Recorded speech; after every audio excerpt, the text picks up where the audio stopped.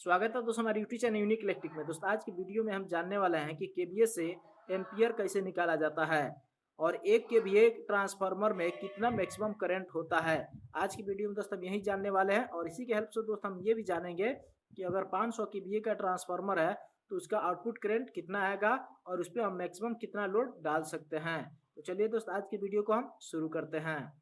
जैसे कि दोस्त हम जानते हैं जो ट्रांसफार्मर होता है उसका जो पावर रेटिंग होता है वो केवीए में होता है। तो केवीए से अगर हमें एम्पियर निकालना हो तो इसके लिए कौन सी फॉर्मूला हम यूज करेंगे, चलिए हम इसको देख लेते हैं। तो दोस्तों जो पावर का फॉर्मूला होता है यहाँ पर हमें एम्पियर निकालना है तो एम्पियर बराबर हो जाएगा KVA into 1000 upon √3 into voltage. KVA से एम्पियर लेना है दोस्त, तो हम मान लेते हैं कि हमारे पास 1 केवीआर का 3 फेज का ट्रांसफार्मर है तो उसमें मैक्सिमम कितना करंट होगा तो एम्पियर बराबर हो जाएगा। और केवीए हम एक रखे हैं क्योंकि हमारे पास जो ट्रांसफार्मर है 1 केवीआर का है इसलिए हमने एक रख दिया। तो सबसे पहले तो हम फार्मूला जान लेते हैं। तो एम्पियर बराबर हो जाएगा केवीए गुना 1000 बट्टा √3 इंटू वोल्टेज। केवीए जो यहाँ पर लिखा है दोस्त जितना केवीए का ट्रांसफार्मर होगा उसका वैल्यू लिखेंगे इंटू 1000 करेंगे और फिर उसके बाद हम 3 फेज का ट्रांसफार्मर है तो इसलिए हम √3 से भाग करेंगे। और अगर 3 फेज का ट्रांसफार्मर है तो उसमें हम 415 वोल्ट डालेंगे।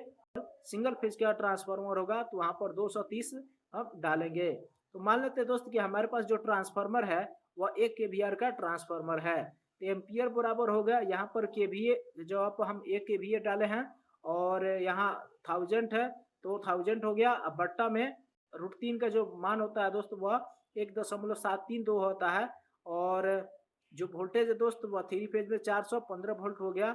जब इसको हम मल्टीप्लाई करेंगे तो 1000 हो जाएगा और √3 के मान में और 415 से मल्टीप्लाई जब हम करेंगे तो 718.78 आएगा। फिर जब हम इसको डिवाइड करेंगे तो डिवाइड करने के बाद जो वैल्यू हमें मिलेगा वह 1.39 एम्पियर आएगा। कहने का मतलब दोस्त ये है कि अगर हमारे पास 1 केवीए का ट्रांसफार्मर है तो उसका जो फुल लोड करंट होगा वह 1.39 एम्पियर आएगा। अब दोस्त आप इसी के हेल्प से 3 फेज का जो भी ट्रांसफार्मर होगा आप उसका फुल लोड करंट बहुत ही कम सेकेंड में निकाल सकते हैं। जितना केवीआर का ट्रांसफार्मर होगा मात्र उसमें आपको 1.39 से मल्टीप्लाई जब कीजिएगा तो उसका फुल लोड करंट आ जाएगा। चलिए दोस्तों अब इसको हम एक एग्जांपल के माध्यम से ही समझ लेते हैं। मान लेते हैं कि हमारे पास एक ट्रांसफार्मर है जिसका पावर रेटिंग जो है 500 केवीए का है। आपको जो इसका फुल लोड करंट निकालना है तो यहाँ पर आप क्या कीजिएगा कि 500 से जब मल्टीप्लाई कर दीजिएगा 1.39 से तो ये 696.37 एम्पियर आएगा, यानी राउंड फिगर करके 700 एम्पियर का उसका फुल लोड करंट आएगा जो 500 केवीए का ट्रांसफार्मर है।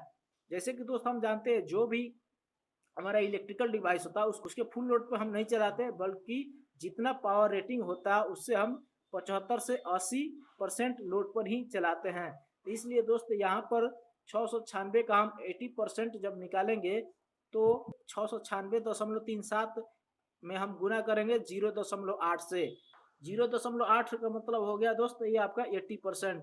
इसलिए हमने क्या किया है कि 696.37 में 0.8 से मल्टीप्लाई कर दिया तो 522 एम्पियर आया। तो कहने का मतलब दोस्त ये है कि अगर आपके पास 500 केवीए का 3 फेज का ट्रांसफार्मर है तो उसका फुल लोड करंट आपका 700 एम्पियर आएगा और 700 एम्पियर में आपको उसको फुल लोड में नहीं चलाना होता है। हमेशा उसका 75 या 80% ही लोड हम डालते हैं ताकि जो ट्रांसफार्मर है उसका लाइफ ज़्यादा चले।